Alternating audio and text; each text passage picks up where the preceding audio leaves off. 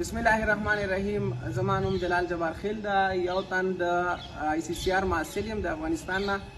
موږ انډیا کې یو، په انډیا کې موږ په گجرات کې یو، د گجرات په احمد آباد ښار کې یو. متاسفانه ډیر په تعصب سره باید ووایم چې موږ په یو ډیر سخت حالت کې یو.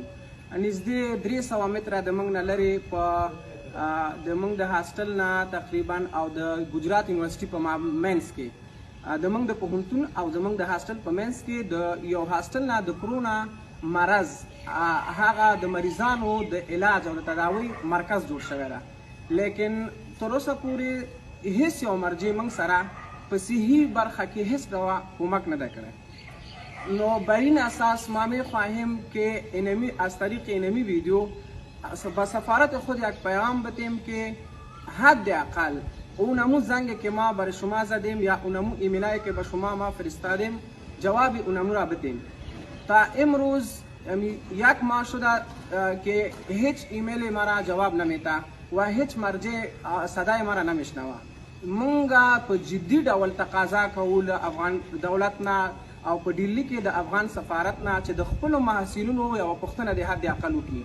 که د تحصیل برخې موږ سره دلته رینکران دي، فرست کلاس رینکران دي، دوی حد اقل هغوی د ستاینې لپاره یو عادي میډال ورنکړه، نه وستایل.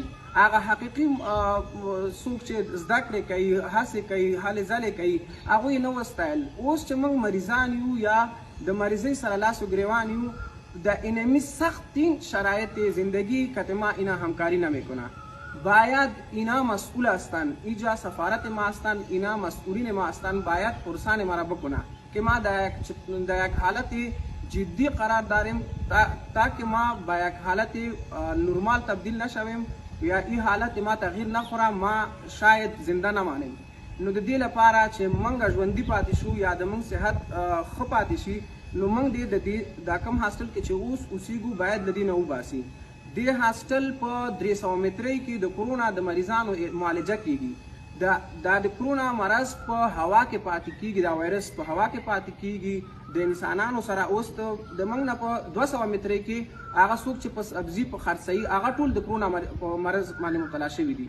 موږ مجبور یو چې سبزي واخلو، موږ مجبور یو چې ډوډۍ واخلو، موږ مجبور یو چې د دې لپاره چې ژوندي پاتې شو د خوراک توکي واخلو.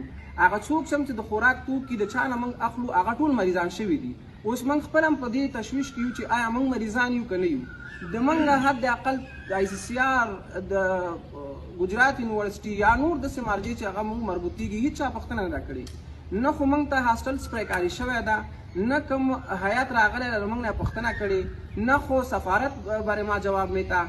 هیچ کس غم ما را نمیخوره. ما مجبور شدیم که از طریق اینمی ویدیو کلیپ دولت افغانستان را یک صدای خود را به دولت افغانستان بفرستیم، برسانیم تا که غم ما را بخوره.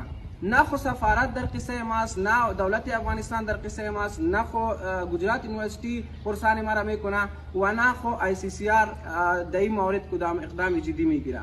نو جدا تقاضا د مونږه دا ده چې د مونږ غم وخورئ، مونږ یو سیف زون ته انتقال کړئ تر څو پورې زمونږ زندګیانې بچ شي. ډېره مننه.